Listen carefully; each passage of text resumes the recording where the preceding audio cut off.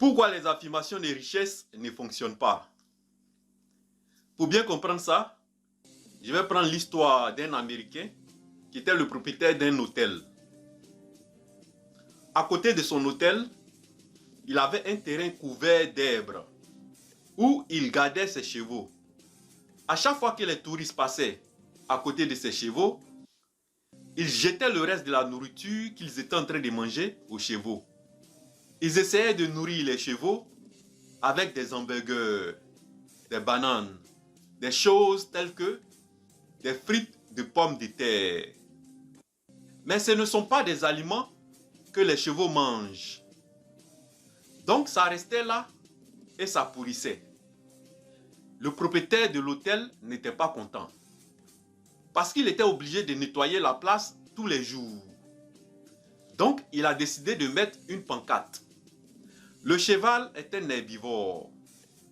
Il mange de l'herbe pâturée. Le pain est l'un des aliments à ne surtout pas donner aux chevaux. Parce que le blé contenu dans le pain les cause des problèmes. Ça peut provoquer des troubles digestifs graves aux chevaux. Et sur sa pancarte, il a écrit « Ne donnez pas votre nourriture aux chevaux ». Mais après ça, il a remarqué que les gens continuaient de donner leur hamburger aux chevaux. Les touristes qui passaient à côté de son hôtel continuaient de jeter le reste de leur nourriture aux chevaux. Donc il s'est dit que peut-être que le message qu'il a mis sur sa pancarte n'était pas poli. Et il a décidé de changer ce message-là.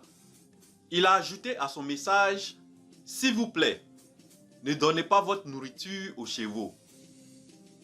Mais malgré ça, les gens continuaient toujours de jeter leur nourriture aux chevaux. Ne sachant plus quoi faire, le propriétaire de l'hôtel a parlé de ce problème-là à son ami. Et son ami est venu l'aider. Son ami a changé simplement le message du propriétaire de l'hôtel. Il a mis un autre message. Après quelques jours, le propriétaire de l'hôtel a remarqué que les gens ne jetaient plus leur nourriture à ses chevaux. Ils ne donnaient plus leur hamburger, leur banane à ses chevaux. Tout surpris, il a appelé son ami pour lui dire merci. Vous vous demandez sûrement quel est le message que son ami a mis sur sa pancarte. Voici le message que son ami a mis. Nous mangeons seulement des herbes. Son ami savait que le cerveau de l'être humain ne reconnaît pas la négation. En mettant un message comme « Ne donnez pas votre nourriture aux chevaux », le cerveau des gens percevait ça comme « Donnez votre nourriture aux chevaux ». Le cerveau de l'être humain ne reconnaît pas la négation. Et ça, c'est une des caractéristiques clés du cerveau. Pourquoi le cerveau ne reconnaît pas la négation? Le cerveau représente chaque mot en termes d'image. Comme la négation n'a pas d'image, le cerveau ne reconnaît pas la négation. Et ça, c'est parce que le cerveau pense en termes d'image. Le cerveau ne pense pas en termes de mots. Chaque mot représente une image pour le cerveau. Donc, c'est important de prendre en compte cette caractéristique clé du cerveau quand vous formulez vos affirmations. Parce que ce ne sont pas les mots que notre cerveau comprend, mais plutôt les images que nous associons à ces mots-là. Et comme nous ne pouvons pas associer une image à la négation, notre cerveau ne peut pas reconnaître la négation. Et beaucoup de gens ne prennent pas ça en compte quand ils formulent leurs affirmations. Il y a 5 choses qu'il faut faire pour que vos affirmations réussissent. Les affirmations réussissent mieux lorsqu'elles sont premièrement spécifiques. Ça, c'est la première chose qu'il faut faire. Deuxièmement, il faut formuler vos affirmations de façon positive pour éviter la négation. Troisièmement, il faut associer des émotions à vos affirmations. Et ça, c'est pour pouvoir ressentir les émotions comme si vous avez déjà obtenu ce que vous désirez à chaque fois que vous répétez vos affirmations. Beaucoup de gens négligent ça. Pourtant, c'est l'une des clés pour que vos affirmations réussissent. Quatrièmement, il faut combiner vos affirmations avec la visualisation. À chaque fois que vous répétez vos affirmations, vous devez visualiser aussi. Et finalement, vous devez répéter vos affirmations quand votre cerveau est en basse fréquence. Ces basses fréquences les rendent plus influençables et plus programmables.